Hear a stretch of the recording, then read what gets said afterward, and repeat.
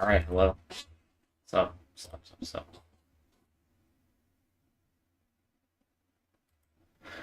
Oh, man. Yeah, it's a nice Thursday evening. Um, which reminds me, I think from now on we'll be doing some more streams throughout the week. So I'll probably do some should be able to still do some on Saturdays, but Thursdays are probably gonna be a better day for me to actually stream. So we'll do that. Um, Obviously, still do Thursday morning, but or Saturday morning, but Thursday evenings will be probably the best time to do it. Um, don't know how long, but yeah, and maybe Wednesdays too. We'll see about that. Um, Definitely have to see about that. Anyway, wow, what a beautiful evening. Oh yeah, hold up. I just saw that. Well, I didn't just see it. I saw it on my TL. Hold on.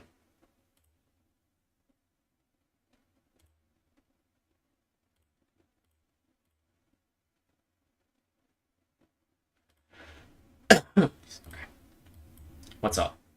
Hasan Piker. Not just my perspective on the matter. I'm just a, dumb idiot with a Twitch stream who is live reacting to the news and trying to make sense of everything as it's ongoing. I usually have a policy of not covering breaking news, and sometimes that policy is violated.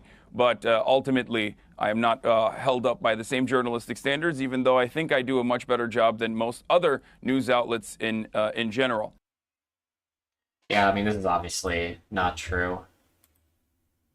He's pretty biased towards Hamas and Palestine, so that's pretty not true. Obviously, also I wouldn't say sometimes. I would say most of the time, he seems to react to breaking news. That seems to be something that happens a lot. Not like a that seems to be the rule and not the exception, in my opinion. So yeah, that's not surprising.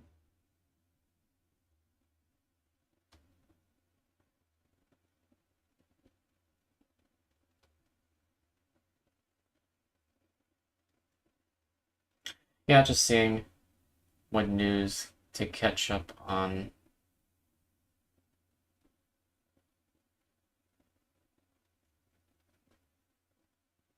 I don't know what this is.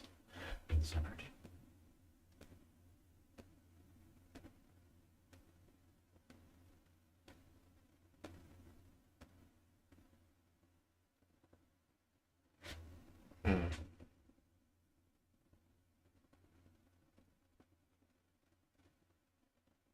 Okay, sorry. There's some shit to talk about. Actually, I could pull this up now.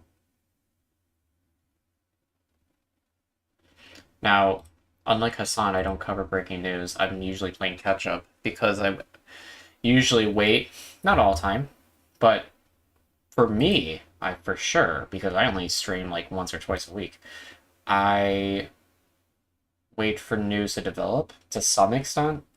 It's not, and I always try to qualify most of the things I say. Like, I'll usually say like during times of war. I'm pretty sure I said this actually almost verbatim for the Ukraine war, but during times of war, a lot of misinformation gets spread on social media, so I'm always prefacing a lot of what I say with that qualifier.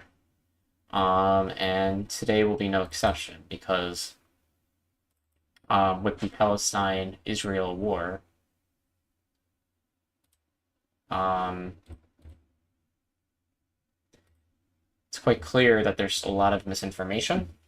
Um, so much so that I have an entire section here on my document cataloging all the instances where there was misinformation. But we're gonna just continue. I don't even know where we left off actually. We're I think we did this. No, we didn't. We didn't do this again.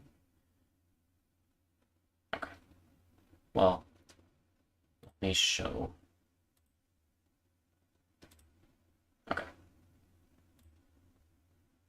So on the 13th of October. Also, I try to source everything I have here to the best of my ability.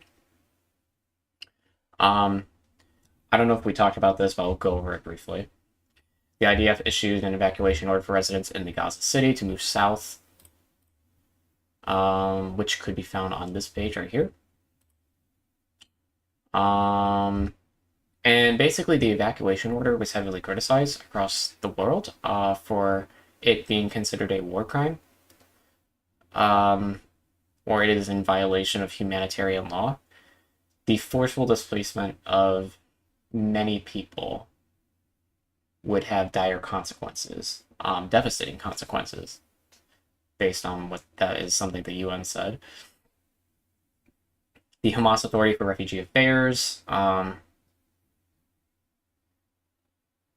told people to remain steadfast in their homes, which is not good because the IDF is going to target those areas anyway.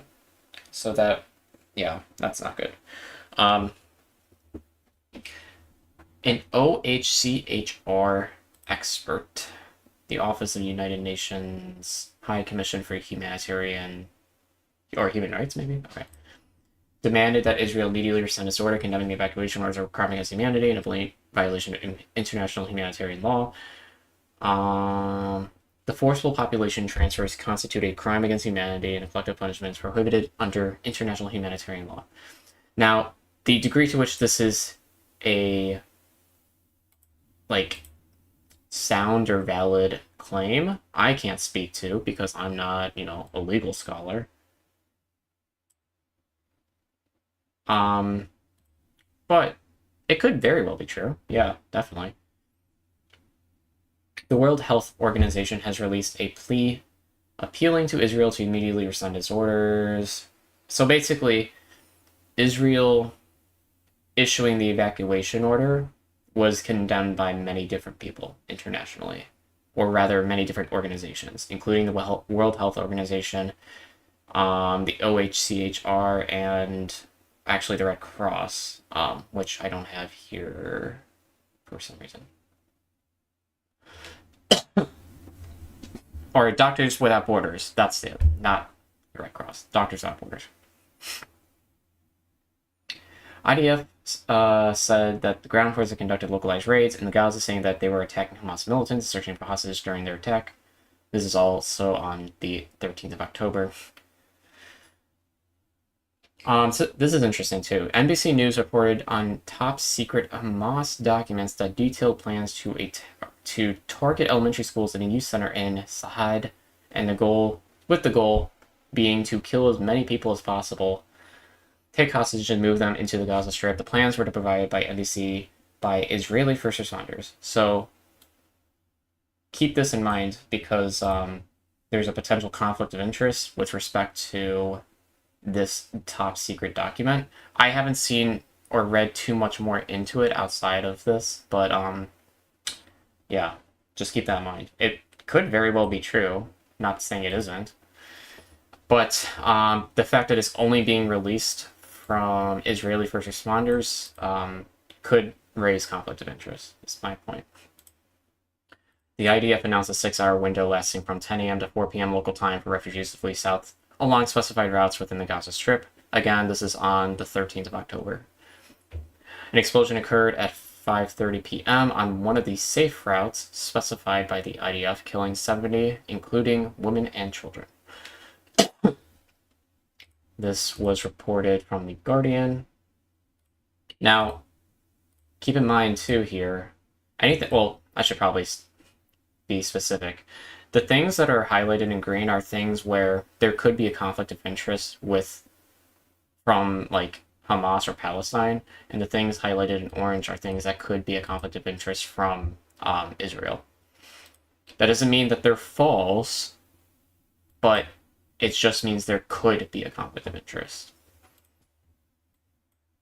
There was aerial photos and social media posts to geolocate the site of the strike, sharing its findings with The Guardian. The BBC's Verify unit came to the same conclusion, so it's not just the Forensic Architecture Investigative Unit from Palestine. It's also the BBC verifying this as well. The method behind their verification, BBC, I cannot speak to that, so keep that in mind too. It's still unclear how this explosion occurred. Some attribute it to the IDF, with others claiming it's unknown. The Financial Times carried out an investigation and concluded that that analysis of the video footage rules out most explanations aside from an Israeli strike, while also saying that it is difficult to conclusively prove whether these blasts came from an IDF strike, a potential Palestinian rocket misfire, or even a car bomb. A former U.S. Army officer basically said that it's something that Hamas did. The IDF stated that Hamas set up roadblocks inhibiting Gaza residents from evacuating south and causing traffic jams. So basically, to sum up here, there was an explosion on one of the safe routes that Israel outlined for many people in northern Gaza to evacuate from. And that explosion killed women and children. It killed a total of 70 people. But how the explosion occurred is disputed. It seems like there's a higher probability that it was an Israeli airstrike for a couple of reasons. First off, the BBC Verify unit came to the same conclusion that the Forensic Architecture Investigative Unit at the Palestinian Human Rights Organization came to. Also, the Financial Times carried out their own investigation, which doesn't make any conclusive statements, but it basically says the more likely explanation was an Israeli airstrike. And the IDF also has a history of, not even just a history, I really just mean with this specific war, has been bombing areas in the south, not just the areas in northern Gaza City, near Gaza City. They've also been bombing areas in the south of Gaza. So this would not really be that surprising. Now, we don't have definitive proof one way or another, because we don't know for sure, but it feels like it's more likely it was an Israeli strike. Which, if that's the case, obviously that's fucked up. But a lot of things are fucked up in war. I don't really have much to say about October 14th or the 15th. The IDF said that it killed Hamas's head of aerial operations in an overnight airstrike, which seems pretty, kind of like a big deal. But that's all I got for that 14th. The 15th, Israeli ambassador to the United States said that Israel was in the process of establishing a big humanitarian zone in the southern part of Gaza with the UN, able to host hundreds of thousands of Gazans. Now, I'll just say broadly for this document, I haven't updated it past the 17th, so there's really 2 days missing here, but yeah, just keep that in mind too, I guess. October 17th was a pretty substantial day, but we'll get to that. The 16th, 7 paramedics were killed in an Israeli airstrike on the headquarters of civil defense in Gaza City. Here is the source for that.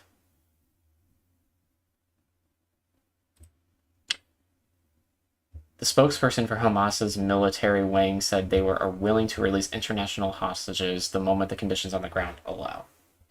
So there's probably more, honestly, I could be adding here, but these are the main things I saw.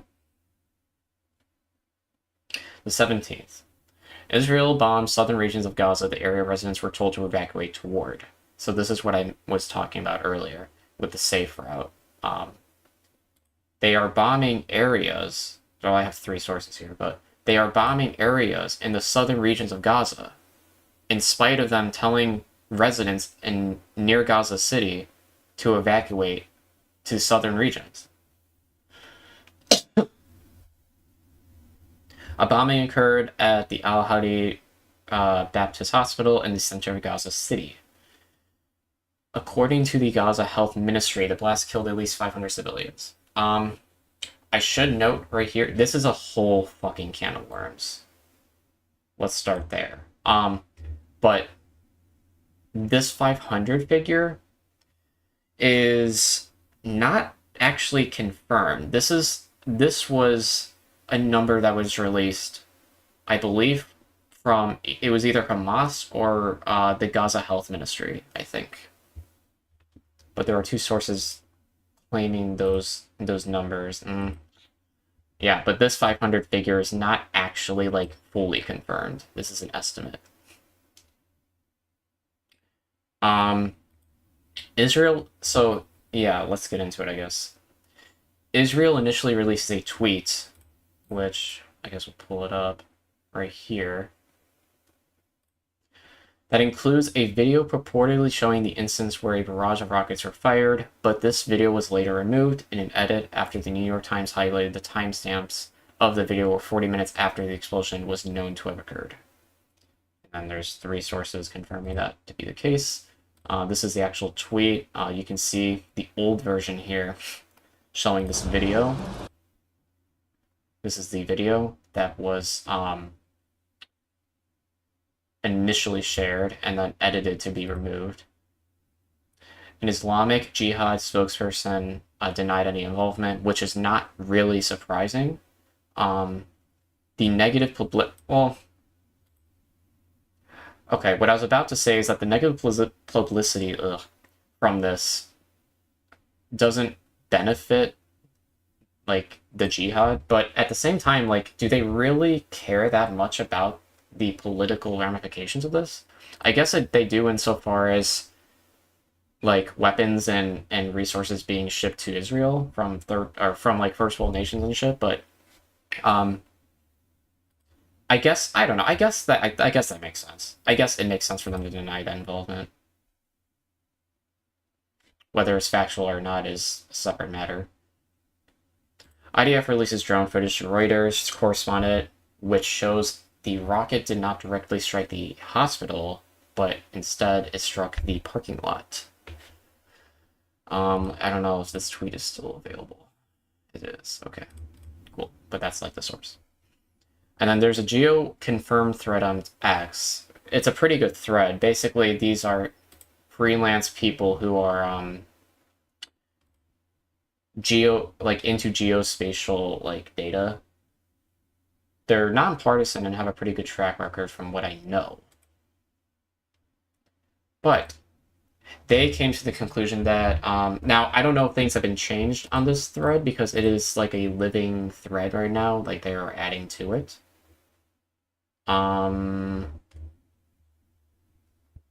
It's possible. They're still like probably refining their I guess their like conclusions and all that.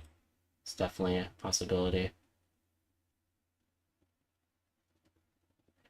But yeah, so their conclusion, at least initially, was that a missile launched by the Palestinian group exploded midair for an unknown reason, and one piece fell on the hospital, causing an explosion. What we now know is that there was it. If that were the case, if this theory is true, that it was a misfired rocket or whatever, it didn't fall in the hospital. It fell in the parking lot.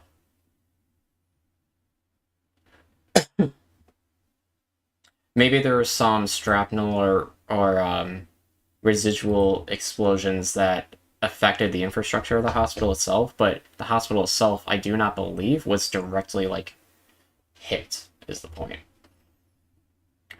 In response to the claims, there are no groups with such big missiles, rockets. A propaganda video was shared showing the missile capabilities and launch site. So basically, these are basically quotes directly from the thread from GeoConfirmed. So just so you're aware. But they are responding to people talking about the fact that jihadists don't have these missile capabilities, but they do. And there is a propaganda video showing that they have the capabilities, these missile capabilities. Um, this is also, there are some like speculations about the sound of the missile itself not being a JDAM or something, which was also kind of debunked in the sense that it's impossible to compare. So yeah, basically, and this is a picture that supposedly shows the impact crater, but that crater seems very small to have caused such a level of destruction. And it certainly doesn't seem like a crater large enough to cause the deaths of 500 people. So either this hole was created by something else, or 500 people did not die. Honestly, it's probably the former, because like the amount of destruction here, it like caused by that crater, seems to not add up. Oh yeah, same day, an Israeli strike also hit a UNWRA school. Um,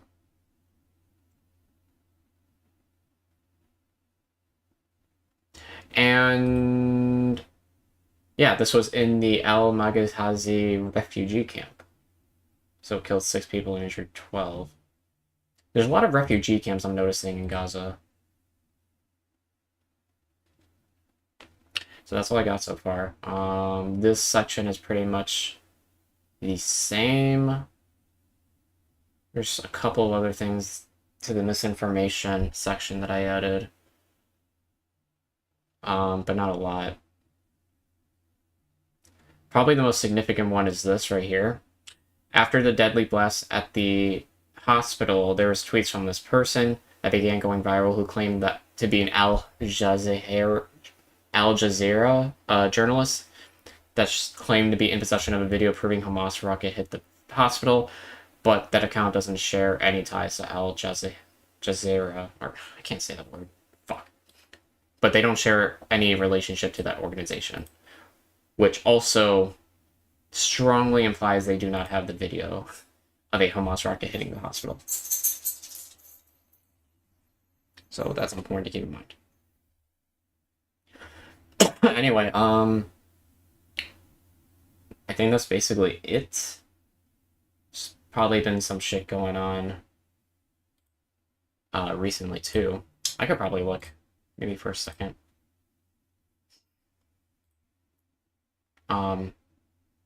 Yeah. But everything I have in that document is sourced to the best to the best that I can source anything, I guess.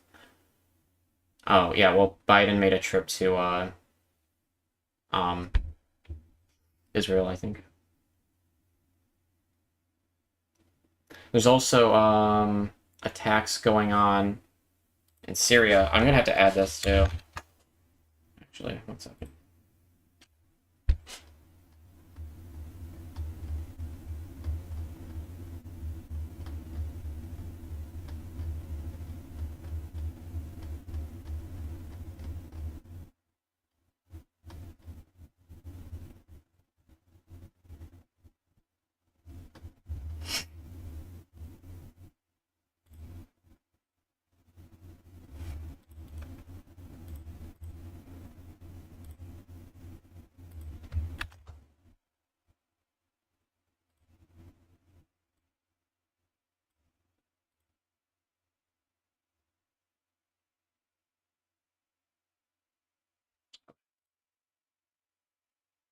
Let me share this real quick.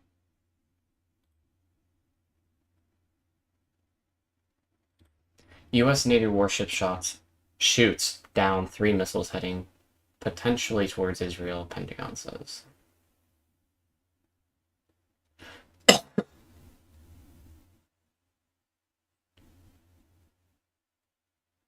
Um, It was in the northern Red Sea when it took out the missiles in addition to more than a dozen drones.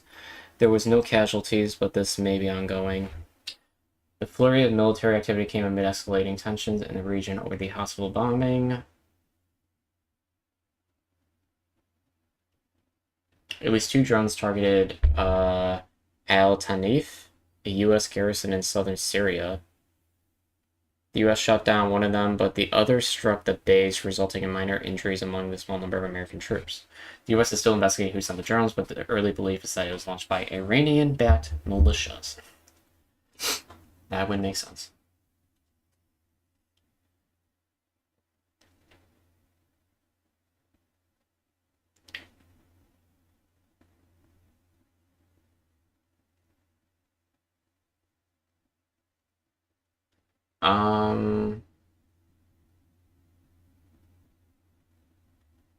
Okay.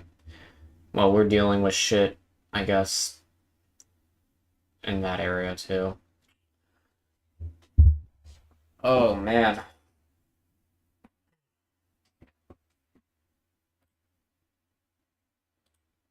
Oh. Well, okay then.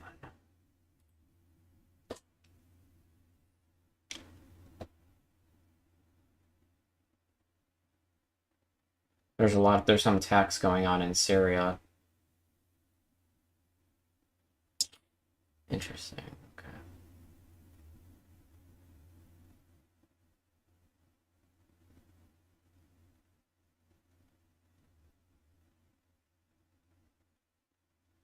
Oh, wow. Okay, hold on. This is an interesting segment to do. Alright. Hasan Piker. It's on Piers Morgan. Alright, let's just watch it. Fuck it. Hopefully I don't get copyrighted. But it's interesting that you call me a propagandist because I want to play you. Ooh. This was your reaction to when the hospital got I'm bombed. a propagandist. Well, no. Record. No, I'm not calling I'm you a that. propagandist. I'm just saying. I'm going to play you. I'm saying I am. Okay, shut up. Let the man speak. Okay, well then I want to I'm saying I am. I just before want to you put even play it. Okay, I'm going to play the clip. This is your reaction That's not to a the good bombing of the hospital. Okay, dude, we just started. Okay, we're 20 seconds in. Like, that's not a good look from Hasan there. You don't want to, like, bite that bullet so hard. Yeah, you don't want to bite that bullet too hard because otherwise you look like people generally associate the word propaganda with bad. It's probably not good to bite the bullet as hard as he is. Hospital the other night. While I was in the process of getting ready for the stream, Israel enacted one of the singular worst strikes they have done thus far, and an airstrike in Israel. Remember how, like, we watched a clip earlier from Hasan, I think it's from the same segment, where he says he doesn't generally cover breaking news, and here he is immediately covering breaking news and making false claims about shit. Israeli airstrike hit the Al Ahli hospital in Gaza City, where thousands of civilians were seeking medical treatment and shelter from the relentless bombing campaign. Now, interestingly, when you were saying that, I was coming on air too. And I took a position based probably on 30 years of being a journalist, including running major newspapers, working at CNN and others, of waiting, of just saying, I think we should just wait and see. Okay, so what he is saying here, Piers Morgan, I don't really, like, watch him. I don't know much about him, honestly. I've seen him a couple times. I'm not really super familiar with, like, his political bent. But generally speaking, when it comes to, like, breaking news and whatever, it's a good idea to just, like, wait for more information to come out, and then you can form an opinion after the fact. Because if you, like, start saying a bunch of shit, like Israel struck the hospital and killed 800 plus people, and, whatever. If you start coming out saying that immediately, and it's revealed at a later date that that is not actually what happened, then you look like a fucking dumbass. And now the goal in life, obviously, is to avoid looking like a dumbass. That is the #1 goal every person should aspire to do.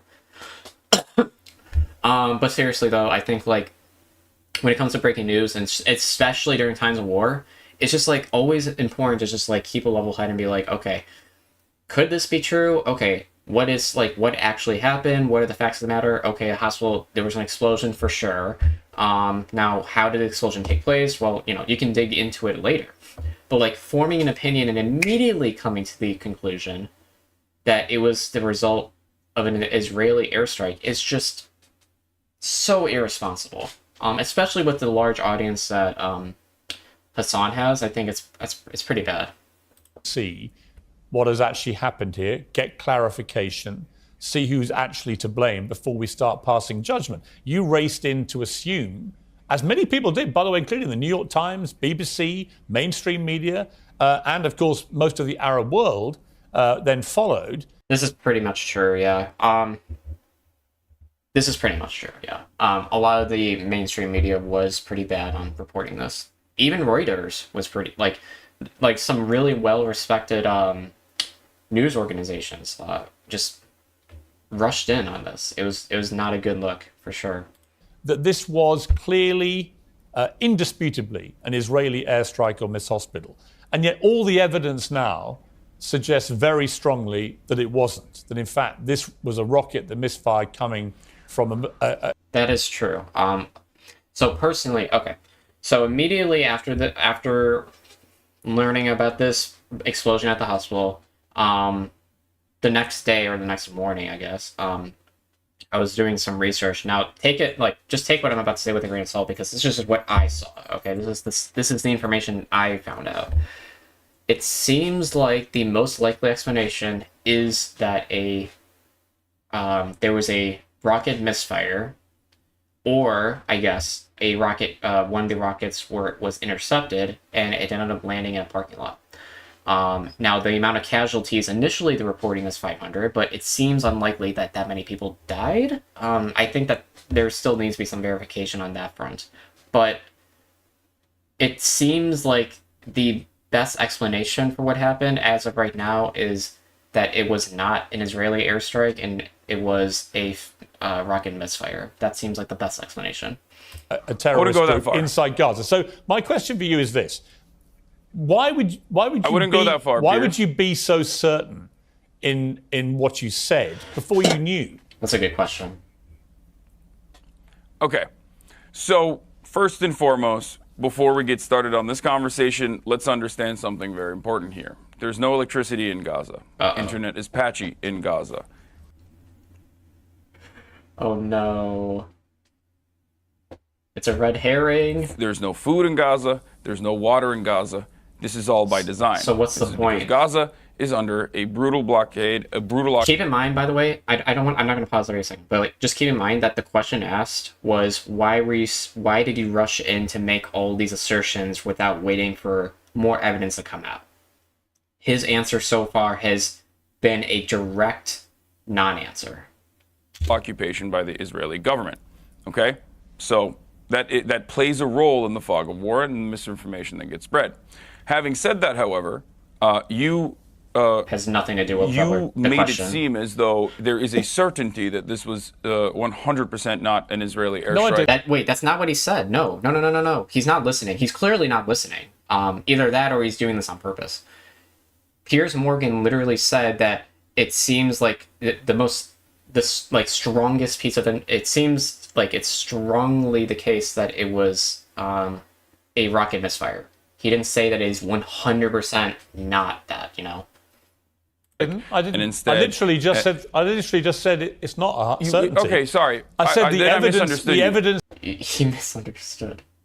Okay. is increasingly pointing to this not being an Israeli airstrike, and that is expert evidence from people who have no skin in the game at all. True. That's true. Yes. Well, I don't know which expert you're talking about, because I think that the geo-confirmed thread is pretty to me, that's pretty convincing. That's the thing that's convincing me a lot. Yeah. Channel 4 did a pretty good job. As a matter of fact, I would say Channel 4 did probably the best job so far in analyzing everything that the IDF has said. But the reason why I believed, and I still do believe, that the likelihood is that this was an Israeli bombing campaign wasn't only because of the singular verifiable video, the phone video from the balcony that had all of the markings of an airstrike. The fact that the Israeli Air Force was enacting a bombing campaign in the region at the time, according to the Al Jazeera live streaming footage that everyone is using but doesn't understand. The fact that Why is that proof that they struck the hospital? So they were bombing shit near the vicinity, and that means they bombed the hospital? digital media person for the IDF immediately Seems came like a out non-sequitur. and said that this was actually an airstrike that hit a Hamas target, and that he was sad that there were, casualties at the end of the day, but this was a Hamas target and celebrated it. And more importantly, I guess, the fact that this hospital had been bombed by Israel. This hospital had been bombed by Israel on Saturday. 22 hospitals have, as a matter of fact, been bombed by Israel since this last saga in the occupation. And this hospital had been bombed directly by Israel, where the cancer ward was destroyed. Israel has been bombing all of these hospitals. Israel has been calling all of these hospitals to evacuate over and over and over again. The medical professionals at the hospital had been called by the Israeli government the day prior, and everyone on the ground assumes that this is an Israeli airstrike. They are the ones who experienced the situation. Hassan, so when you have but the every truth single, is, can I the just truth finish is, this? if you watch the Can I just finish BBC, this? if you watch the Can I- BBC account of all this last night, by their Verify unit, which was specifically set up by the BBC to be completely dispassionate in these investigations, and they reached a pretty clear conclusion based on circumstantial evidence. I'll make that clear, that this would not have been an Israeli airstrike, including, for example, the size of the crater, which bears no relation to the size of craters normally That's true. left Yes. by Israeli. So, look, my He's got a point is, talking point for neither that, of us though. know for sure. But you took to your airwaves immediately because actually you're... Yeah, notice how he never answered the question, actually. Piers Morgan asked him, like, why did you rush in? And he never answered it, actually.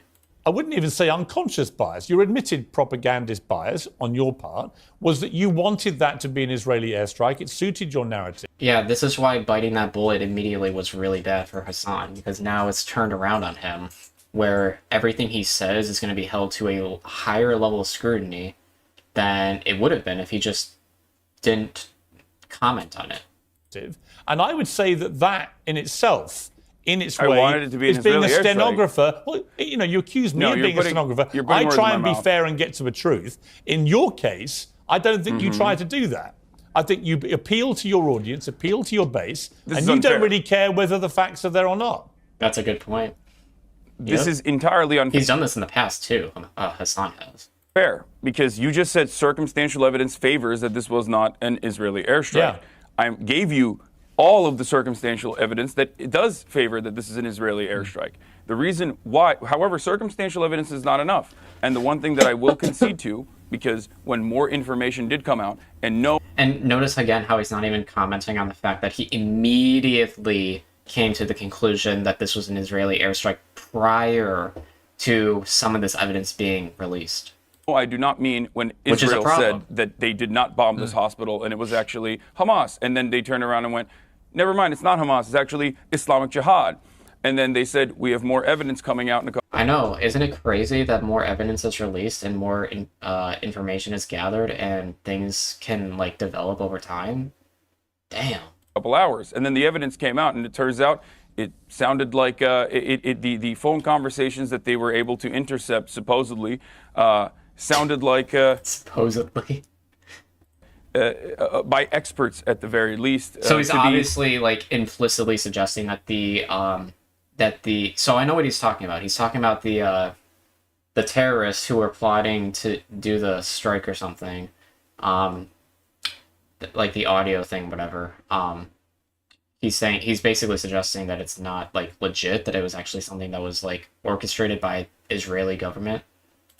'Cause I've seen it on completely Twitter, false too. and completely made up. Yeah, It but was not Hassan, a I Gazan don't accent. think... listen, Hassan. in all was all wrong. honesty, Now- I now, don't wait, think, hold even on. as you're Hold saying on, all let me this, finish. I think you're a smart guy. Piers, let me finish. I think you've looked at all of this, and I think in your heart, you know this was probably not He an looks Israeli so airstrike. weak. It's actually crazy how weak Hasan looks. And I'm just curious why That's- you would, instead of admitting No, that as facts no, change, that is your not opinion what I'm changed. saying. That is but not what I'm saying at I don't all. understand why you would Please. double and treble down You're when the asking me to be evidence on your is show. pointing the other You're way. asking me to be on your show. Do you want to talk? Yes. If you're asking me to be on your show, and I want to be on the show, Oh my god. Oh, thank you so much for having me on your show. Let me explain exactly what I said, and let me explain to you why I think still, to this very moment, He's buying time. He's trying to figure out how to respond to that. until there is a third-party investigation that is concluded by the UN, the International Criminal Court, or specifically a forensic analyst that And you know what's going to happen if they come to the same conclusion? He's gonna say that the UN is in bed with U.S. business interests, and he'll make up some other fucking bullshit to downplay or to invalidate the claims or the conclusions here. that looks at the situation is allowed to be on the ground. This is not just my perspective. This is B'Tselem as well, which is an Israeli organization that has also demanded a third-party investigation occur. I am not going to conclusively say that You already have, though. this was not I don't Israel's expect you to. fault. Wait, but he literally already said that they committed a mass atrocity, like on Twitch. He already said that at the very beginning. Oh, that's it. Okay, yeah.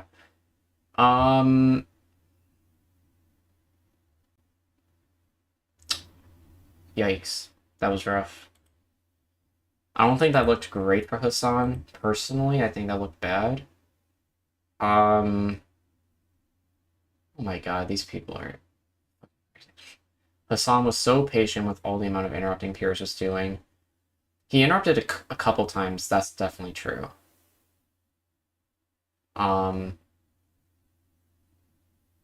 Imagine calling someone on your broadcast and not letting them talk.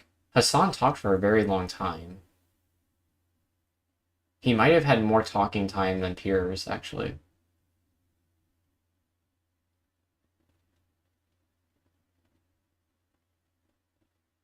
Piers saying, "I know you know in your heart it wasn't an Israeli airstrike," is potentially the funniest thing I've ever heard of. Okay. Piers came across terribly here, very unprofessional. Not really.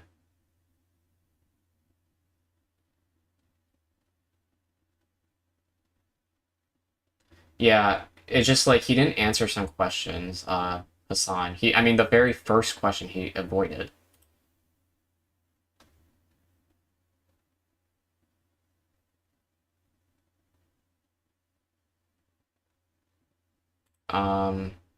What is this? Channel 4. This is the thing that Hasan was mentioning a second ago. I don't even know what this is. This is the very first time I'm looking at this. They present what they say is two Hamas operatives talking about the attack. بس بقول لك أول مرة بنشوف الصاروخ زي هيك والشظايا هذه فبقول لك تبع الجهاد الصواريخ الجهاد الإسلامي.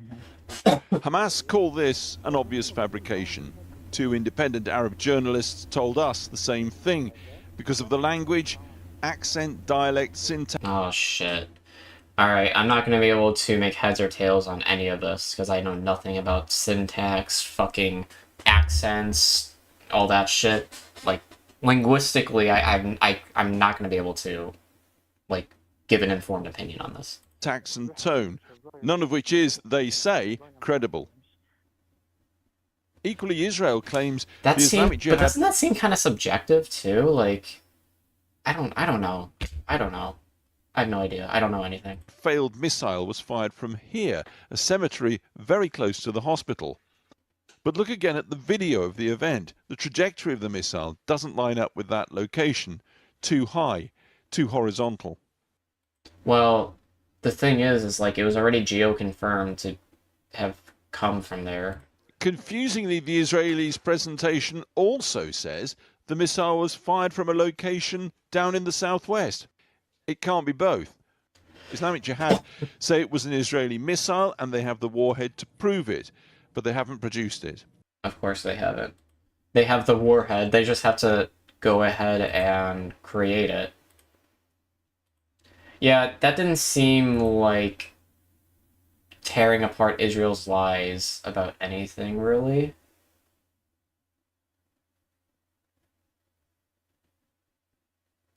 Yeah. Yeah, I don't know.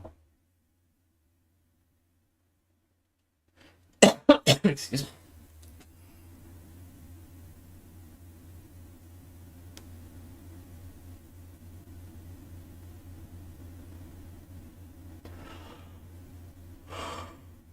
Oh man.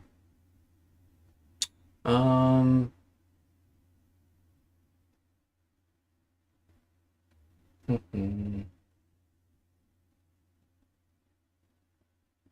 Yeah, that was I'm still thinking about that Hasan interview with Piers Morgan. That's just crazy to me.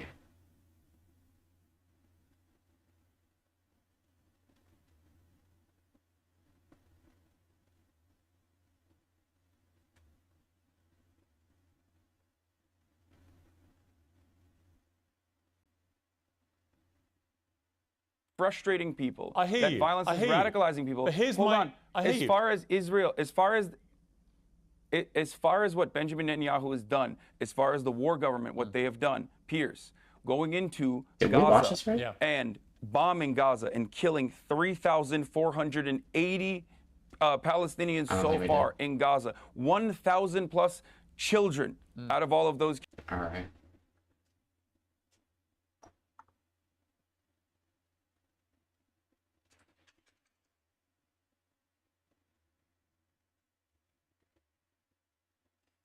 Dude, he was saying some fucked up shit. Hasan. Let me see if I can find the clip.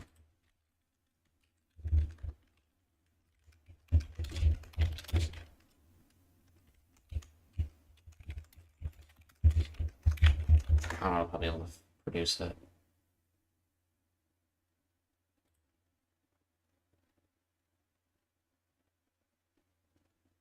Oh yeah, he cried about some shit.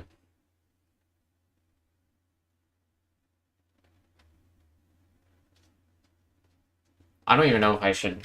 Well, he was on Ethan's show, H3H3 podcast. He was, I guess, crying about something. Oops.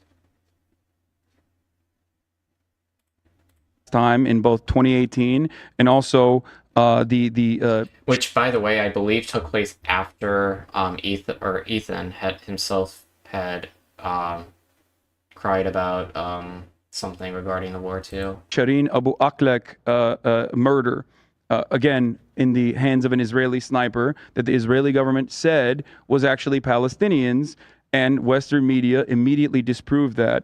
And then what did the IDF do? What did the IDF do? I don't know. When a wonderful, I don't know. when a wonderful voice for good, a Christian woman, a Christian Palestinian, and an American citizen, Shireen Abu Akleh, was murdered as she was on her way to one of these refugee camps. She had a press vest on. She had a press helmet on. She was shot in the neck so that she could be assassinated. Oh yeah, he's talking about that one chick who died in 2021. Yeah, I remember that. But again, I think I already covered this actually. We covered it last 2 weeks ago. Yeah, we don't have to watch it. We're good.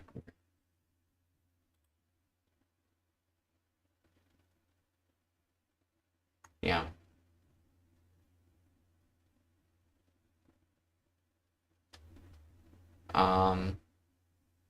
Dude, it's just like Hasan has been insane about this whole fucking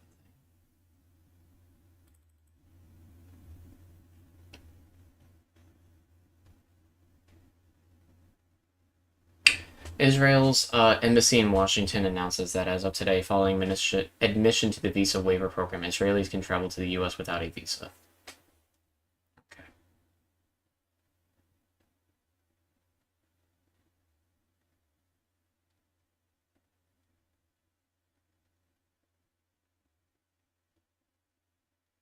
Okay, cool.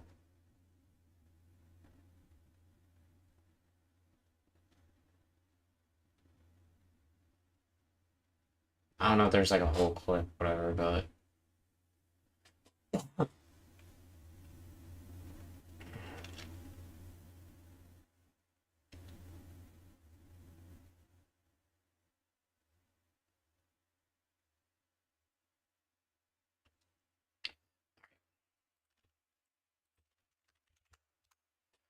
I don't think there's much more to cover with respect to the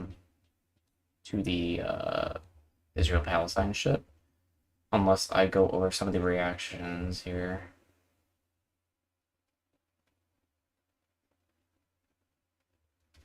Yeah. Oh, Jesus.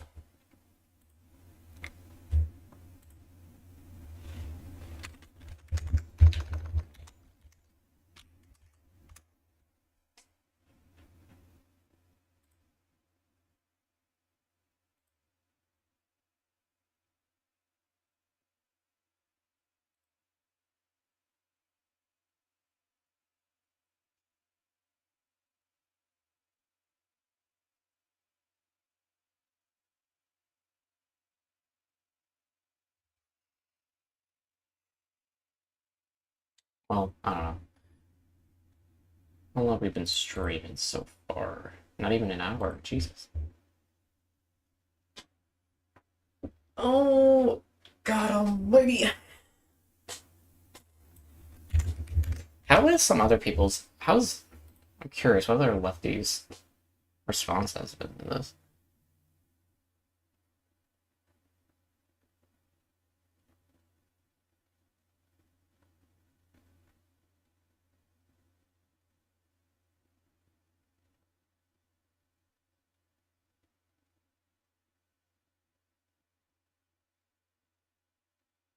I haven't really watched many people's responses to this issue, or to the Israel-Palestine thing.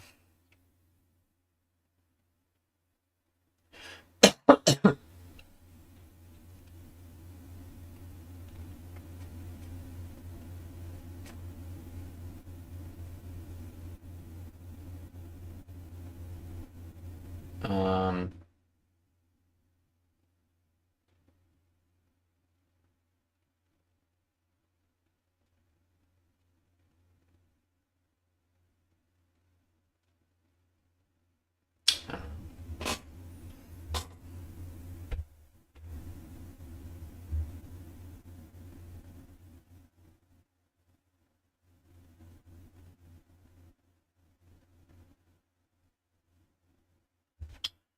well, I guess let's just move on.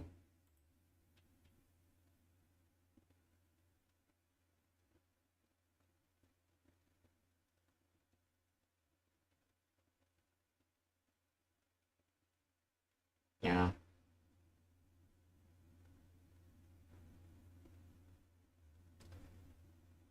All right.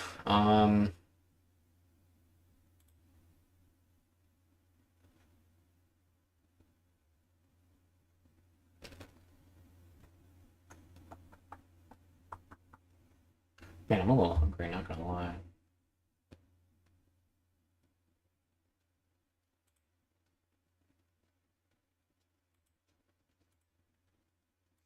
It's gonna be a quick stream.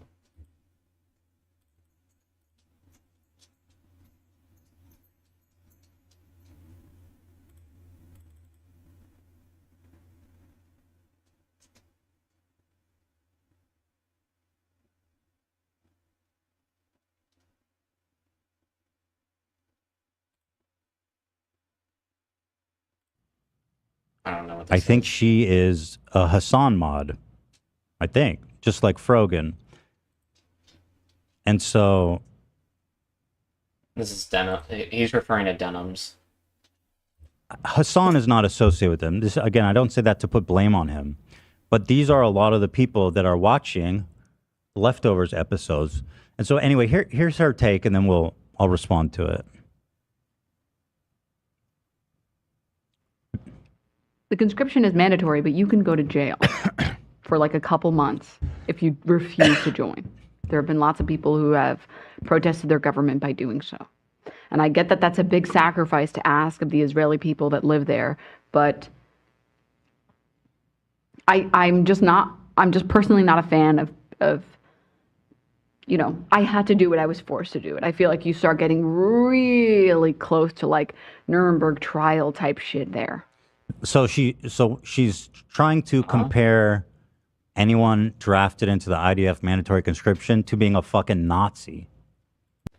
Well, yeah, she's trying to, yeah. She's not quite saying it though. She's saying you're getting really close to being a Nazi if you you know, agree, I guess, to being conscripted into the IDF or whatever. Yeah, that's a stupid take. Yeah. That's actually a really bad take.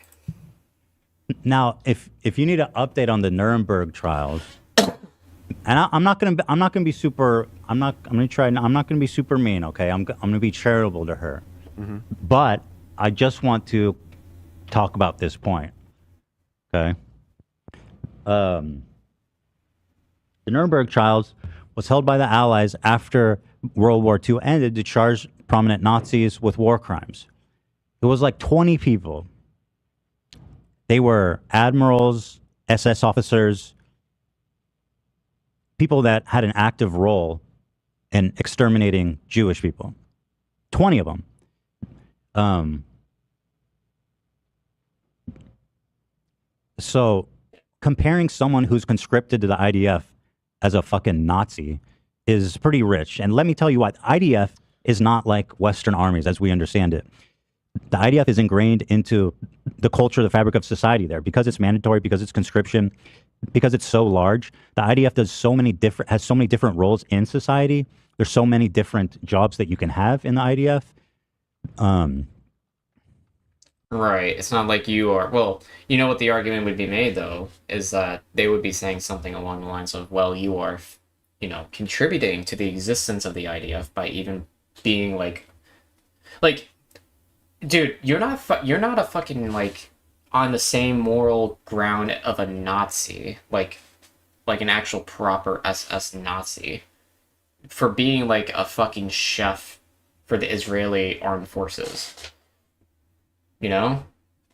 Like, there's different levels of involvement here. That's definitely nuance that should be, like, considered. But many lefties, or maybe not even just lefties, but many people, unfortunately, won't see it that way. They think that any contribution itself is a contribution to the inevitable deaths of Palestinians. You know? Also, like, people want to say this about Eli. I mean, she served in the IDF, like, at this point, God, it must have been like 15, 20 years ago. So, like, it's different. So the thing with Ethan, though, okay, is that he's probably going to have a little more softer stance on Israel because of that relationship there. He lived in Israel for 5 years, right? And also, I think it's his wife. I could be wrong. I don't watch H3 podcasts that much, but at least one of his friends was in the IDF a long time ago, too. So his stance might be a little more conciliatory towards Israel than somebody else, for those reasons. If you're being drafted right now and you're like, I don't want to go, I mean, okay, I get that. But, like, you can't look at anyone who's in the IDF and say Nuremberg trial. That's fucked up. I mean, yeah, it's pretty bad. Okay, I'm going to try and be charitable to her position here and push back a little bit.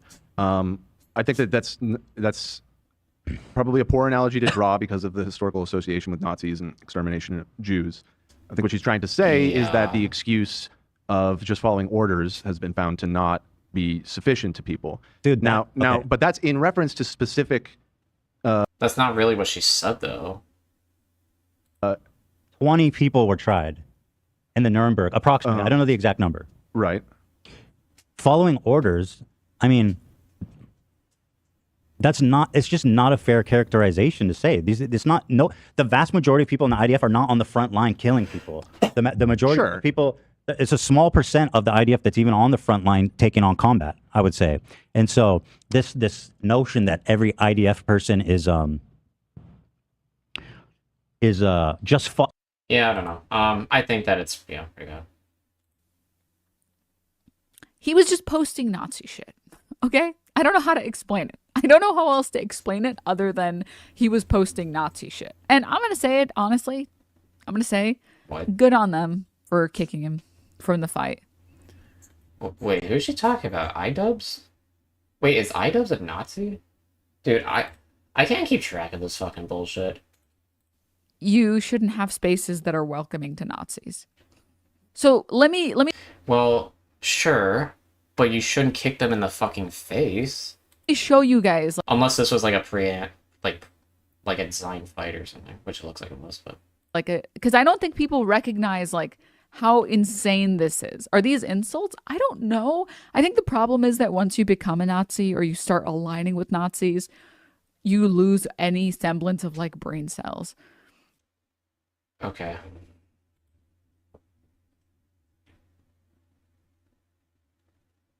Yeah, I mean, I don't...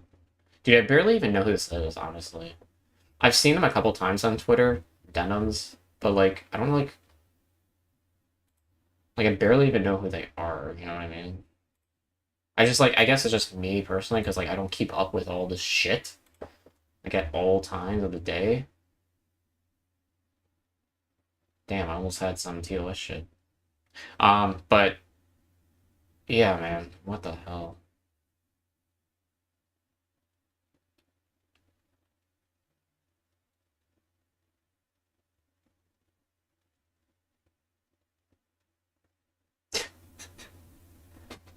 Oh, that's funny. Jeez, excuse me. Yeah, I don't know, man. There is...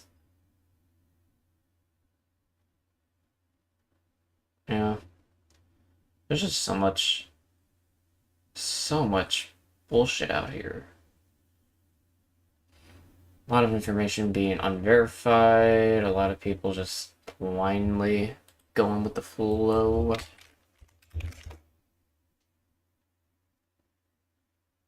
Yeah, what was it? So, like... Oh, man. Oh, shit, this is the full interview. Alright, we can watch... I guess we can watch the full interview with this something. I already watched a lot of it. I'll skip some of the parts I already watched. Yeah, that's what I'll do.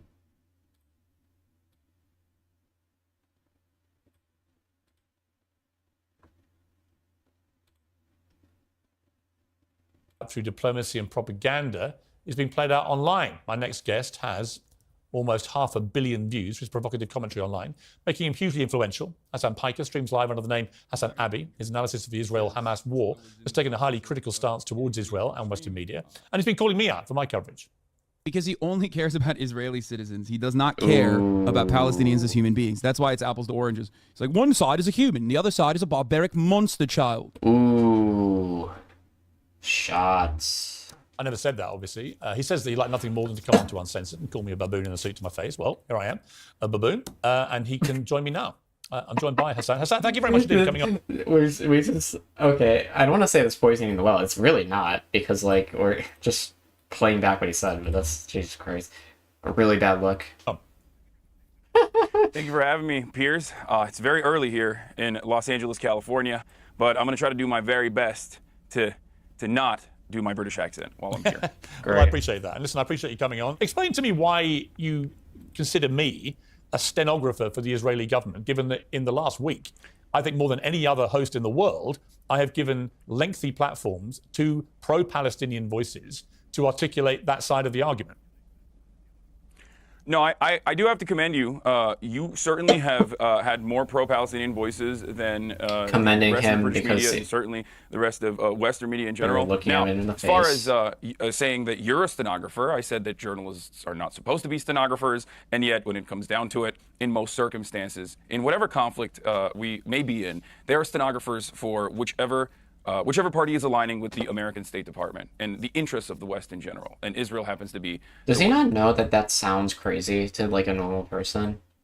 Saying shit like that, like, you are the hand of the imperial U.S. government who is, broadcasting their narratives for the whole populace to consume. It just... He sounds great. Does he not know he sounds crazy when he says this to, like, a normal person? I mean, like, if he believes what he believes, sure. But, like, if you want to be an effective, in his own words, propagandist, then, like, you need to adjust your vernacular. In this ongoing conflict. But it's interesting that you call me a propagandist, because I want to play you. This was your reaction to when the hospital got I'm bombed. a propagandist. Well, no. Yeah, we already covered this. I think it's like 7, 8 minutes.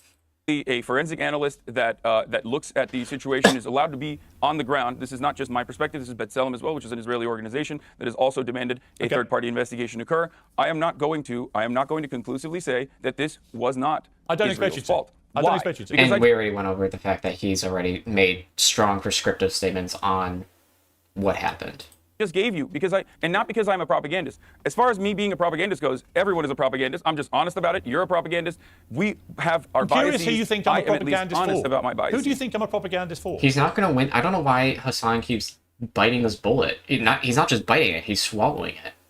Nobody will ever believe that this is a good thing to say. If you say you're a propagandist and they're a propagandist, everybody's like me. Even if it's true, nobody will give a like. They're not going to believe you. The word propaganda has been tainted a lot. Now, I think fair enough, but you're not going to win the optics battle by declaring yourself a propagandist. Who do I think you're a propagandist for? Whichever every media person is doing propaganda. But who for? Oh, he's getting caught. 4K. You think it's a bad word? I don't. That's just the difference. This is a I do. I think it's actually quite a serious charge. Hasan, I think it's a serious charge to level. Not as a podcaster, but as a journalist who's broadcasting around the world. How is he not prepared for this either? It seems like Hasan was not really prepared for this. I believe, for being fair and impartial, actually, on these issues, it's quite a charge to just say, I'm a stenographer for the Israeli government. That's really true, because he did open by saying that he has had a lot of pro-Palestinian voices on the channel, so this just contradicts what he says, that he's a propagandist. Yeah. Propagandist. I don't think there's any evidence I'm either of those things. I'm curious who you think I'm. While we're having this conversation, 3,000 Piers. While we're having this back and forth, 3,840 Palestinians have been ruthlessly slaughtered. Oh no! What a fucking pivot! I just got major whiplash. What? That wow.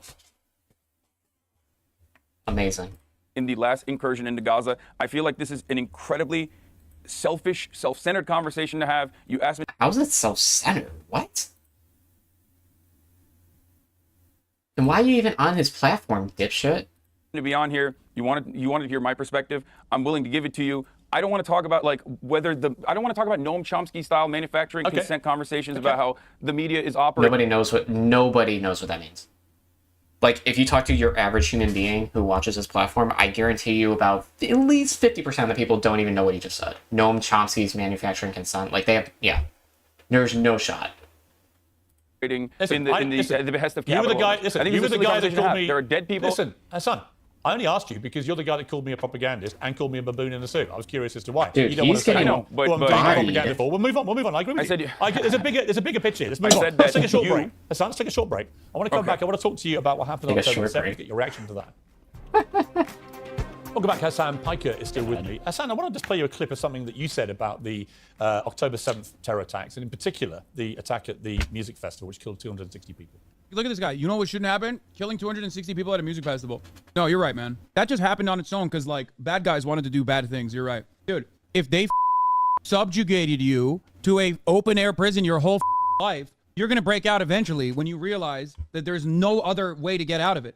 I mean, it sounds to me there, Hasan, that you are in some way saying they had it coming. Were you? No, I wouldn't say that they had it coming. I think that Michael Brooks used to say, analysis. Nobody knows who that is. The only people who know who Michael Brooks is are mainly people online, and the people who are watching this platform are usually old fucking people who aren't really used to new media. He's using a lot of language and referring to a lot of things that are mostly in new media, not really in old media. And this is an old media platform. He doesn't really know his audience here, it seems like. I mean, I could be totally wrong about everything I just said here, but it really does feel like this platform is not the one that is conducive to referring to things that are in your esoteric niche of the internet. It doesn't seem like that's a good idea. This is not justification. And while obviously civilian casualties and horrific barbaric acts that were committed on October 7 are completely unacceptable, but the important thing to make sure that it never happens again is to analyze what are the conditions as to how it happened to begin with. And I think that's part of it, sure. Ehud Barak is going to be on in a little bit as well, or maybe he's on before me. Yeah. And I'm almost certain that while he has held the keys to the conversation and held the levers of the power in this conversation in many key and critical points, I would go so far as to say that he is among many others who also recognize that the Bibi Netanyahu administration is responsible. This is not just my assessment. This is 85% of the Israeli population's assessment. Yeah, I think that Israel's encroachment into the West Bank is not good. Just for the record, I think that they should withdraw a lot of their settlements. For sure, they should do that, yes. Now, the extent to which this has contributed to the attack on October 7th probably plays some factor, sure. I don't know how much of a factor it plays, but it definitely plays a factor. At the time, this is years and years and years of refusing to negotiate with the Palestinian Authority. Don't take my word for it. Take the personal word for it. I would agree again. In a closed-door conversation with Likud members, he said that if you want to thwart any kind of Palestinian nation-state, you must do everything you can to only negotiate with Hamas. We control how high the fire goes. He's given cash to Hamas by way of Qatar. There is no bigger fan of Hamas than Bibi Netanyahu, which I hope one day you can maybe interview. Yeah, I think that these kind of conversations, from Hasan's perspective, these answers should be a lot more succinct. Because another thing about doing these kind of segments, it's good because I think with Piers Morgan, at least his segments, it seems like they are longer form, which is obviously good. You get to elaborate more, but you definitely want to be very succinct with your points when you're on these mainstream media outlets. And then you'll ask him to. No, I actually did interview him a few months ago, and I did actually spell out to him that there have been a lot more Palestinian deaths this year so far, up to the point of the interview, than Israelis, and what he intended to do about it. He said then he didn't. Keep it quilted means you keep it the oh shit comfort that feels good and believe in collective responsibility, which is now this hot phrase in this whole crisis about whether you. Well, that's kind of stupid because they're displacing over 1 million Palestinians with the evacuation order. And they're striking areas in the south of Gaza City, southern regions, the same places that they ordered citizens to evacuate to. You would hold all people in Gaza responsible for Hamas. Interesting to see if Wait, when they. Can I ask let me just finish my point. If they do, then launch a ground invasion. It'd be interesting to see if they keep to that word. Yeah, I think that one person who said Piers interrupted Hasan is a little bit kind of disingenuous. It seems like they're both interrupting each other. I guess we could go and do the fucking math and who's interrupting who more, but that doesn't really matter. I think at the end of the day, both are interrupting each other. But that happens a lot during these kind of conversations. I'm not a defender of what Bibi Netanyahu has been doing in Israel. In the last year, his attack on the credibility and integrity of the Supreme Court, I think, has been a disgrace. And I think it has fractured society in Israel. I also think that it's caused so much social unrest and had such big protests that you could argue it's taken the eye off the ball of the people who should have been defending the border because they've been trying to sort out what's been going on domestically, internally inside Israel. So I think it's a catastrophic failure of intelligence, of security, of defense, all of those things. I'll be amazed, frankly, if Netanyahu survives this. So I'm certainly not here to defend him, even if you do view me as a stenographer for his government. My question for you, I think, is this. I've had a lot of problems trying to get people on the pro-Palestinian side to separate two things. That you can say, as I believe and you believe, that the Palestinians have been maltreated for decades. That the situation where they are effectively, I don't even call it an occupation because Israelis aren't in Gaza. They pulled out in 2005, but they still control the ability of Gaza. Uh-oh. He just said something that triggered him. Call your propaganda. I'm just saying the phraseology is confusing to me because the reality is Israel exercises control over people in Gaza. It allows them in and out. It allows them to turn on the tap of water and so on and so on. I get all that. They don't actually live there because they can't live side by side with each other. That's why it's called an open-air prison. Right. I don't disagree with you. That's why they call it the world's largest open-air prison. Yeah, but Hasan, I don't disagree with you. And I've pointed this out for a long time as a journalist. So we don't disagree about the appalling plight of Palestinian people. But the issue comes that if you can't separate that ongoing dispute between Israel and Palestine from the absolutely appalling barbarism of October the 7th, which was on a whole different scale to anything we've seen, where 1,400 people, Holocaust survivors, babies in their cribs, young women taken, tortured, abused, shot, beheaded, it was reported, and so on. If we can't look at that collectively... The beheading was not confirmed from what I've seen. It seems like it's only been reported by like Israeli conscripts and not it has not been independently verified. Now that doesn't really matter. Like the beheading itself doesn't really matter because like they were still burned alive and shot and killed and all those other horrible shit. So that's still fucked up. But just with a general humanity and agreement that that is an absolute atrocity, then there's something wrong with this. And I find that the tribalism on both sides is now so toxic and so frenzied that you get people who literally can't. We've had a bunch of actors, right, signing this statement saying they want a ceasefire in Gaza and calling Israel war criminals and so on. But they don't say a word about the Hamas attacks that precipitated this. Sure. And I find that But you really agree with hard, them, right? really hard to accept. But do you agree with them? If they had said, for example, that October 7 attacks were brutal and massacres occurred, and then they said everything else, that Israel is committing war crimes, would you agree with them? Okay, here's what I would honestly say about that. Is Israel not allowed to defend itself from the worst terror attack we've seen since 9/11? Is it not allowed to defend itself just odd. after You said you're not a 1,400 people in Israel propagandist. are butchered in that way? And the question then, if you assume that they are able to defend themselves, as any Piers, free that is democratic country, that is the then the Israeli question State becomes, Department line. Hasan, That is the IDF's line. That is Hasan, the line that everyone. Hasan, let me ask you yeah, this. they're both interrupting each other. They're both interrupting each other, yeah. It then becomes a question of how can they defend themselves? If their mission now is to get rid of Hamas, a terror organization that's committed one of the worst acts of terror ever seen. So there's a difference. I'll say this, okay? I think there's a difference between defending yourself and going like above and beyond sicko mode. The stoppage of like utilities like water and all that kind of shit, the blockade that's currently taking place, well, it has already been the case anyway. And the airstrikes all over the place, even regions where they tell people to evacuate to, like, there's a lot of fucked up shit that Israel does. And they have been doing it for a while. Insofar as defending themselves, that is absolutely justified. However, I think it goes like beyond just defense of themselves when they start like leveling neighborhoods and also like cutting off utilities, and also like airstriking like fucking areas that they told citizens to evacuate to. Like there's and apparently there's also, I didn't even go over this actually in my document, or I didn't go over this earlier, but like there's apparently been claims that they've even used white phosphorus or whatever. Like, I think there comes a point where it is beyond sicko mode. And, like, the defense, like, argument doesn't seem to hold as much weight as it, would otherwise. Generally speaking, defense of your people is totally justified. Going in there, getting kidnapped citizens back, rescuing them and all that shit, that's totally justified. Even targeting areas where they're suspected terrorists is totally fine.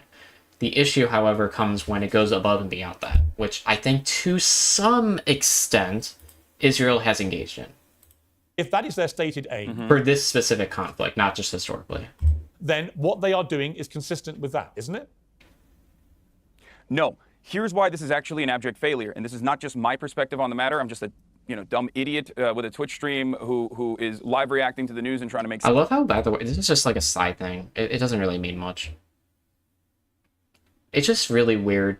Not really weird. I'm not even gonna say that. I just think like it comes off so obvious to me when people like Hasan say this, and he's said it multiple times already, that like he's just an idiot on internet giving his own opinion, whatever. Like in a way, like I think he's saying that to like disarm his audience or like to like kind of make an excuse for why his takes are so ill-informed and stupid. So like when he gets pushed back on it, he's just saying like, look man, I'm just a fucking idiot, so I don't take my word for it. Look, this is just what I believe. Like I understand like him having his own perspective on things, but like at the same time it seems very cowardly to do that, because it's kind of like saying like, hey, I'm just an idiot, I told you up front, so hey, whatever I get wrong, you already knew going into this conversation I was going to spread something stupid because I am stupid. Like, it just seems like a convenient out and very cowardly to say this.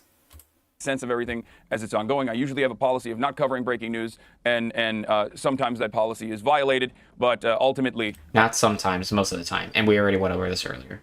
I'm not held up by the same journalistic standards, even though I think I do a much better job than most other news outlets in general. Okay. So let me just say this really quickly. You said Israel has a right to defend itself. Absolutely zero people think that this is a ridiculous statement. However, how Israel is defending itself is collective punishment. Wait, that is... Oh my god, I have to stop him right there, because that's already a falsehood. The same people that Hasan has, like, praised, okay? Like Hakeem and Second Thought. They absolutely have, and if they haven't, they absolutely would make the argument that Israel does not have the right to defend themselves, because they are under the belief that these people that like Hamas's attack on the 7th was justified, because and that everybody is a settler, a colonizer, and all this shit. So like Israel's right to defend itself doesn't really exist in their minds, because to them, Palestinians are just getting territory back that was taken away from them. They're going back to their own home. Like, that is completely not true, what Hasan said. Now, collective punishment in the form of depriving 2.2 million people of electricity, collective punishment in the form of depriving them of water, of food, collective... Oh, shit. What's with these ads? It's kind of stupid. In the form of 51 people dying in the West Bank, where, you know, there is no Hamas in the West Bank, and yet 51 people have died because in the West... I don't know if that's true. I've heard conflicting things about that. It could be true, and maybe I'm wrong, and maybe I heard from wrong, like, faulty sources, but I'm pretty sure that Hamas is also in the West Bank. West Bank settlers that are occupying Palestinian territory in violation of the international law, settlers who are doing an act of colonial terrorism, and this is not my statement on it, this is international law, that are doing horrifying things by simply just existing there and maintaining the presence with an occupying force in the form of IDF, who is ritualistically humiliating Palestinians in a structure that B'Tselem, an Israeli organization, calls the permit regime, where every waking moment of Palestinians' lives in the West Bank are absolute hell, where they have no legal recourse. 51 Palestinians have died, and that was before the Ramallah, the Ramallah... Wait, I'm so lost. What was the question? Protest that happened last night, and the Israeli forces were opening up with live fire on protesters last night. So who knows what that death toll has become? This is all a product of Israel being an apartheid state.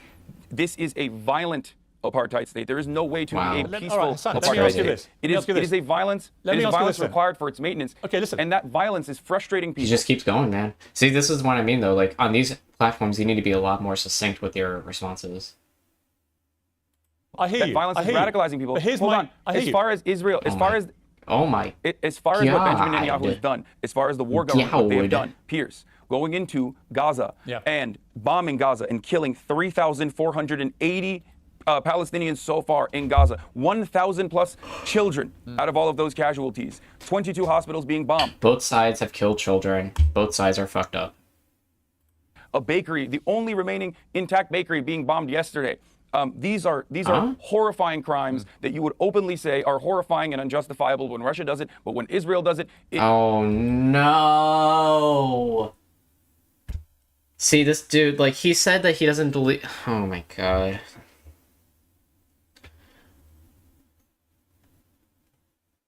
Okay. All right. It's fine. It's just not a good look. I mean, like, it's just not a good look for Hasan. It's not a good look. Israel has a right to defend itself. This is identical to the same talking points that I've heard from every Israeli administration official. It's the same talking points that I've heard from American politicians championing the exact same talking points. It's the same thing that I've heard from everyone else in the media. You might have been against the Iraq war, and you use that, but you're using that for evil, in my opinion, at this point. If you are not sitting here and condemning those acts of war crimes, those acts of violence, those acts of collective punishment. I mean, everybody's hey, you know what? Everybody's guilty of war crimes, okay? I'm gonna keep it 100, okay?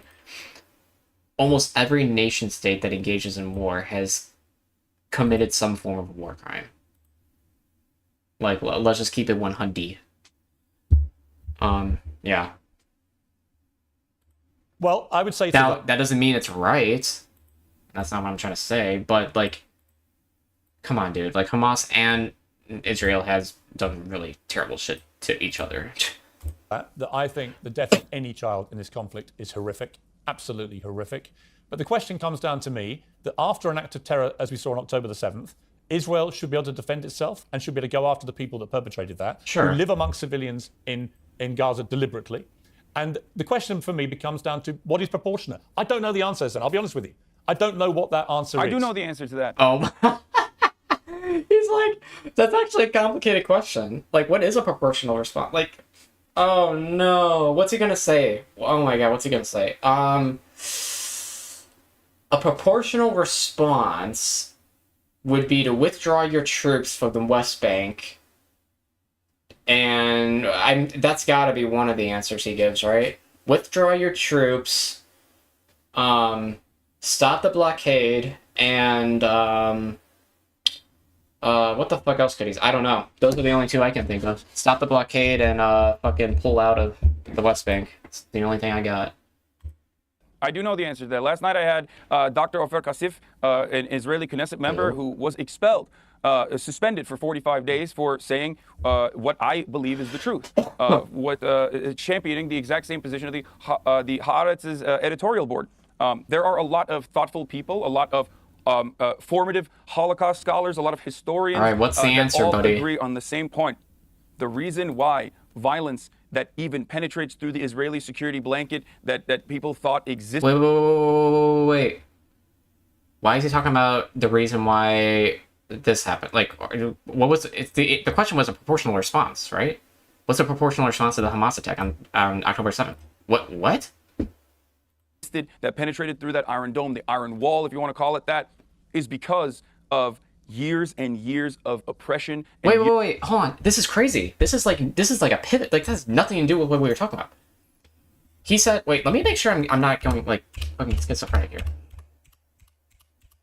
Down to me that after an act of terror, as we saw on October the 7th, Right. Israel should be able to defend itself and should be able to go after the people that perpetrated that, who live amongst civilians in Gaza deliberately. Mm-hmm. And the question for me becomes down to what is proportionate. I don't know the answer. Okay, so this is literally, he's saying that I don't know what a proportional response is to the Hamas attack that was initiated against Israel on October 7th. Now, I don't know what Hasan's talking about. Like, what is he talking about? I'll be honest with you. I don't know what that answer is. I do know the answer to that. Was he like listening to what he said? No, I don't know the answer, Hasan. I'll be honest with you. I don't know what that answer is. I do know the answer to that. Last night I had Dr. Ofer Kassif, an Israeli Knesset member who What's a was proportional expelled, response? suspended for 45 days for saying what I believe is the truth, championing the exact same position of the Haaretz's editorial board. There are a lot of thoughtful people, a lot of formative Holocaust scholars, a lot of historians that all agree on the same point. The reason why violence that all even over the penetrates place. through the Israeli security blanket that people thought existed, that penetrated through that Iron Dome, the Iron Wall, if you want to call it that, is because of years and years of oppression and years of violence, which is a necessity to maintain an apartheid state. And this has to stop. There's only two ways out of this. Either you engage in... Wait, but he asked what's a proportional response directly related to the October 7th attack. Now he's reframed this now to like the apartheid state, historically from Israel towards like that's not the framing that we were like trying to figure out here. We're trying to figure out what a proportional response would be to the October 7th attack from Hamas. That is what we should figure out. That's oh my god, yeah, that's crazy. That's like a crazy pivot there.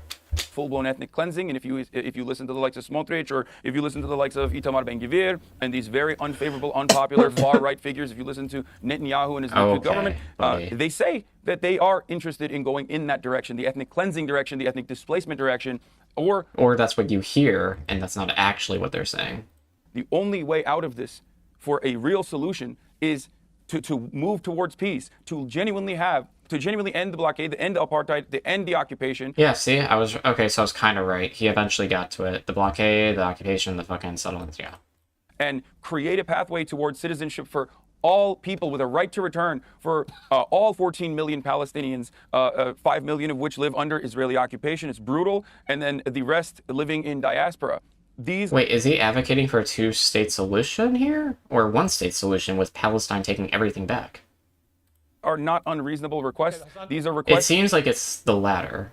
that understand the dignity and the humanity I of hear one you. side and does not simply treat them as their colonial subjects. Hasan, and Oh, it's boy. the only way to create permanent listen. security and prosperity in the region. If it was as simple as that, I'm sure that would have happened already. I would say this. I agree with a lot of what Oh my dude, he just got fucking bodied. what you've just said. Not all of it, a lot of it. I don't think you can ever achieve peace now with Hamas controlling Gaza. I don't think you can achieve peace with Netanyahu in charge of Israel, actually, after this. I don't think his own people will want him to be in charge of Israel down the line when they examine exactly how this happened. But we will see. But Hasan, I've got to leave it there. Look, it's good to talk to you. You know, All right, cool. Wow, dude. Fucking wowzers. Fucking wowzers. That was interesting to say the least.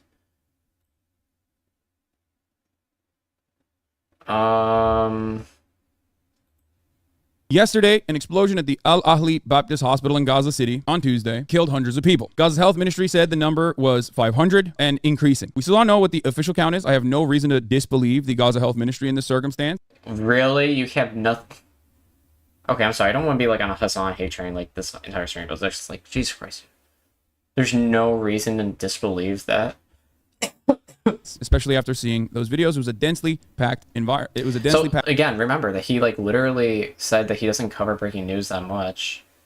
It's like a general rule of thumb. He doesn't do it, but okay. Area full of civilians, and we found out that the missile actually hit Oh, okay, wait, this might be a more updated video.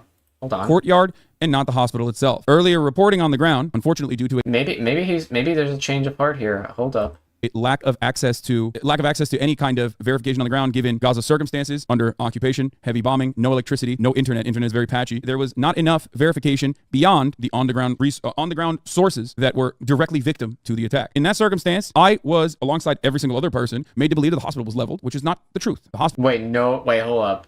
Don't drag my ass into this because fucking I didn't believe for a second that the hospital was leveled. I never thought that to be the case. luckily was not leveled. I don't believe that the hospital was entirely leveled, but I thought the hospital was severely damaged. Videos, the only verified video, the rocket fire of the incident made it seem like it was consistent with Israeli air raids. Why would he think that though? Was it, dude? He was the same guy who's pushing for that fucking J-Ram, whatever the fuck kind of missile. Like the sound of it was consistent with Israeli munitions and not with Hamas. Like he was the same motherfucker saying that shit. Understandable assumption was that this was another JDAM, an MK-84 Israeli rocket. This is a rocket that Israel has used time and time again on civilian residential areas. Israel also has zero credibility on the matter when defending their bombing campaign. I don't know about that. Why? Because they have, one, lied routinely when they have sniped people with IDF sniper rifles. That doesn't mean they're lying about this though, right? Yeah. They have lied routinely and then had to later retract when they've done bombing campaigns as well, including 5 Palestinian children that were slaughtered in a cemetery on the last day of the last siege. So how do you square that away with the, like, all the other evidence though? Like, there's like a whole fucking thread of independent geospatial data analysts who are able to pinpoint that this appeared to have been a Hamas rocket or like a rocket misfire That Israel conducted on Gaza. They originally said this was a Palestinian rocket, and then later, a couple months later, retracted quietly and said, yeah, it was us, actually. So for that reason, and also the fact that an Israeli official openly immediately ran the propaganda line that, like, well, we killed a bunch of Hamas terrorists in this hospital. Wait, so this is literally like seconds after it happened, right? So like more information came out later and like they figured out like, yeah. In this hospital, deleted it and then retracted it fairly quickly on. And also the fact that Israel had bombed the hospital already on the prior Saturday and had routinely told every... What is that source? Okay.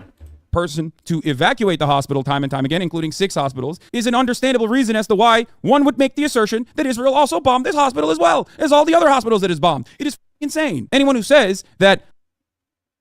So...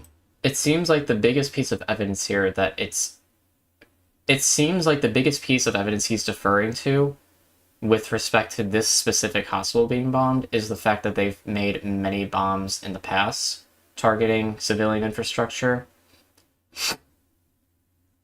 But it doesn't seem consistent with a couple of things, including the impact crater, as well as the fact that it didn't strike the hospital, struck the parking lot, and you can even see in the video of the rocket being looking to be either intercepted or like failing, and then falling to the ground.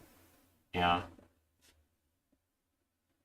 I just don't think this is really convincing. Like, deferring to history, like, see, look, they did it in the past. It just doesn't really, like, convince me about the present, you know?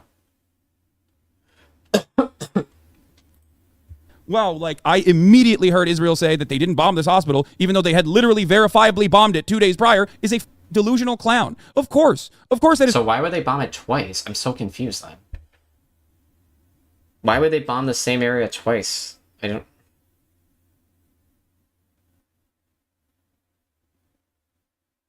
Okay. I mean, I don't know. I don't know much about this specifically, the fact that it was bombed a couple days prior. And by a couple days, I mean 1 day. Is going to be the original assertion. Now that there's new information, however, you should be able to change your position. You should be able to analyze it accordingly. Anyway, the new information is... Is he talking about himself or like people who disagree with him? We have a clearer picture of the bomb site. When you have a clearer picture of the bomb site, and if you're familiar with like what Hamas rocket capabilities are, or Islamic Jihad rocket capabilities are, and you look at that site, it is more consistent with a misfire from a rocket.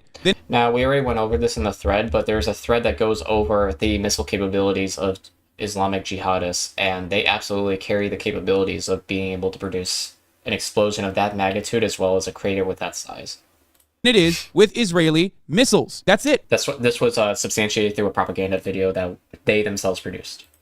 That's the truth. That's the truth of the matter. This does not change the reality that Israel lies and is still lying, which is so insane because like even the information that they brought up, like the verifiable proof they brought up, does not match the actual information. So we're conflating a lot of things here. He's getting this information from Channel 4, for whom I don't know much about Channel 4. Channel 4 Israel. Like, who are they? Israel Channel 4 News? Palestine Channel 4 News? Like, I don't know. I legitimately don't know who they are. Channel 4 News. I don't know if, like, they're, like, reliable? I would mention that in that video from that presentation, they said, like, it was a... what did they say? They said that they had a warhead, but they weren't able to procure it yet. Yeah. This like recording here, I don't know if I don't know if it is or is not like legit. To me, it seems like it is, but I don't know for sure. Could very well be faked, I guess, but like you need to like I feel like you need to have a really good argument to like prove that it's fake, because just relying only on syntax and like that kind of shit, that could easily be like, you know, that could easily be interpreted wrong, and not everybody speaks the same way. Yeah, I don't know, I just don't think that's really convincing.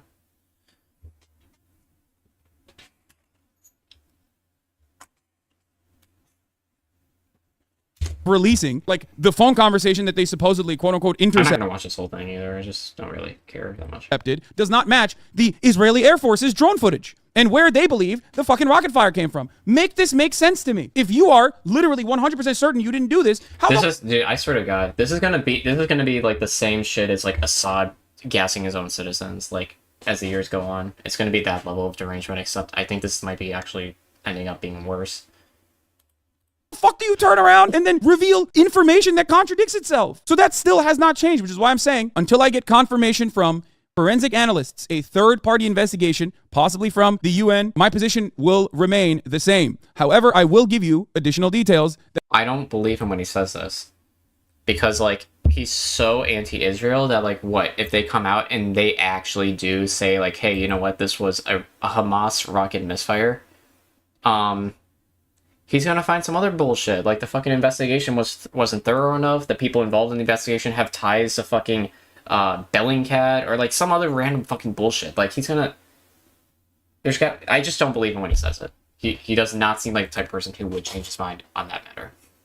That show that if you look at the actual damage on the ground, you look at the actual crater and the impact, it is not consistent with Israeli airstrikes. This part is true. There are still people on the ground independently trying to verify whether or not this was Israel's doing or whether or not this was an accidental misfire. They could have used a less powerful rocket though. Well, here's the thing, Yusuf Baitam. I believe that is the case as well. I still maintain the position that there is a high likelihood that this is an Israeli airstrike campaign. The problem is that Israel, even though immediately, and this is kind of my main criticism with Hasan here, is that he immediately came to the conclusion that it was an Israeli airstrike. Immediately. And then he sought out information to confirm that, belief. That's my criticism against him. Like, my main one. Like, there's a lot of evidence to the contrary. Like, if I want to be, like, really charitable, like, fucking middle ground shit, then I would say, like, that right now it's inconclusive whether it was an Israeli airstrike or a Hamas rocket misfire. But, like, it seems like it's more so a misfire, based on the evidence I've seen. But I don't even know if my belief that it's a rocket misfire is as strong as his belief that it was an Israeli airstrike. Like,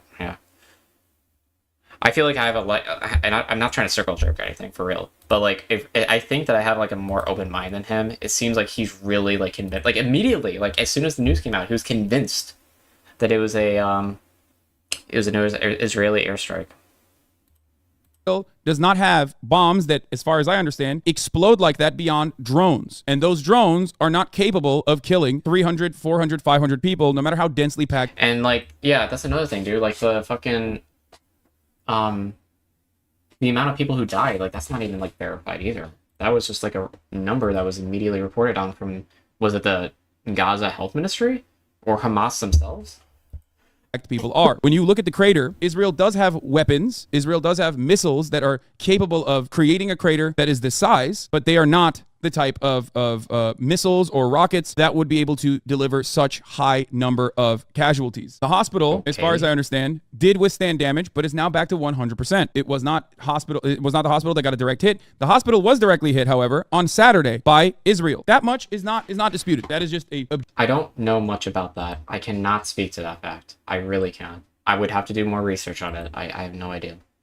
Objective fact that is verified already, and that hospital bombing was accompanied by phone calls from the IDF telling the hospital administrators to evacuate. I see the people talking about JDAMs, which includes the Mark 83 GBU-32, does have an airburst mode, which does not produce a crater. It kills using shrapnel, shockwave, and fireball. I love, by the way, he's using this as like substantive evidence here.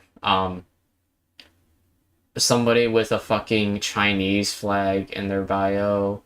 And I think I saw this person on Twitter as well a couple days ago. They're like so fucking pro-Palestine.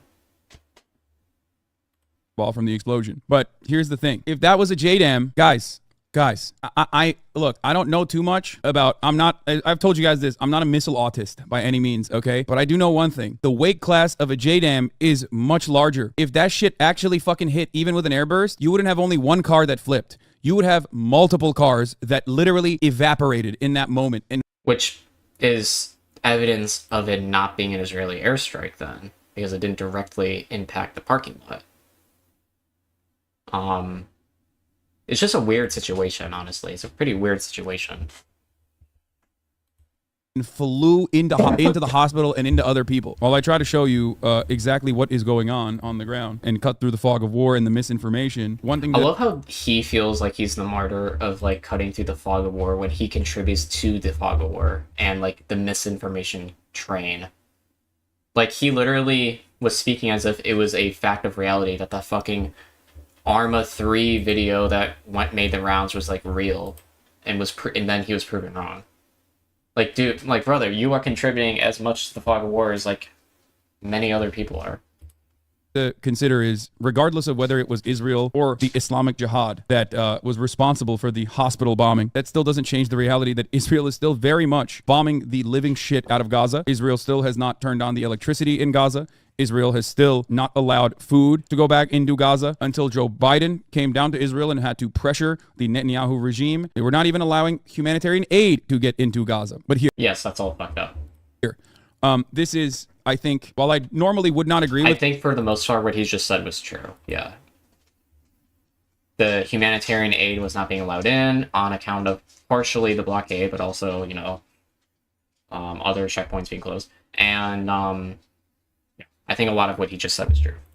With a lot of the Os and Andes on this one, facts are facts. This is the reality. Okay, this does not change the atrocities that are ongoing. Israel is still bombing residential areas. But if you want to understand exactly what happened at this hospital, the hospital was not leveled. It was the courtyard of the hospital, which was densely packed with refugees that were escaping Israeli bombing campaigns all around the region. Israel also bombed the last bakery in this process. Okay, the I told you so nonsensical bullshit is just, that's what it is. It's just a way to continue. Yeah, I don't know. I mean, like, I don't know. I don't really feel like digging into this anymore.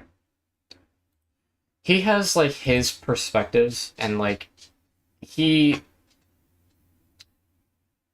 is... It's obvious he hates Israel, okay? That's pretty obvious. And that he sympathizes with the plight of many Palestinians. I think that's fine, because, like, many Palestinians have suffered, you know, for a very long time at the hands of Israel. But, I just do not like the immediate concluding, you know? Like, Israel did this, like, immediately after it happened. I think that's irresponsible. He's mellowed... it looks like his take is mellowed out a little bit, but not by much. It seems like he's still fully convinced that it's, that it was Israel. Okay. Well, I guess that's it. Unless there's any last memes, which I doubt.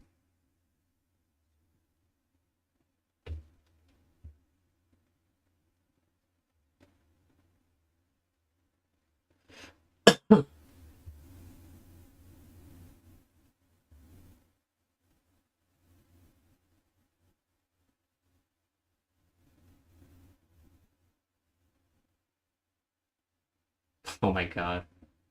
Are you kidding me with this shit? In an era where a large amount of progressive, virtue-signaling, liberal celebrities are coming out as basically pro-genocide. It's very possible that in the... Honest to God, I'm not even exaggerating when I say this. Anytime I hear the word genocide uttered by either a conservative or a leftist, like a far lefty or a far right, like, it's more so the lefties who are doing it, but, like, anytime I hear that word, I immediately just, like, I just do not believe what they're saying. The coming months, the death toll in Gaza is going to raise into the tens of millions. Well, there's only a bit over, like, close to 20. How many fucking people are in Gaza? How many people are in Gaza? Okay. 590,481 live in Gaza. Is that the whole thing, or like Gaza City? The population in the Gaza Strip is 2.2 million. That's what I'm seeing. He says tens of millions. It'd be over 10 million. Million people in Gaza, but it's going to get up above 10 million if things keep going along this rate. And well, maybe he just didn't know. That's okay. Well, it's not okay. He's spreading misinformation, but that's okay. He's fear-mongering, so that's actually not okay. So never mind. I'm just trying to be charitable, okay? I'm trying to be the best I can be. I'm trying my best out here, okay? No, yeah. Alright. That's fine, that's fine, that's fine.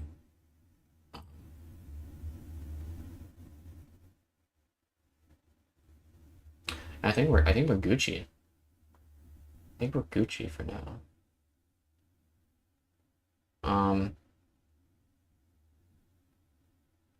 I think we're going to we're still gonna stream on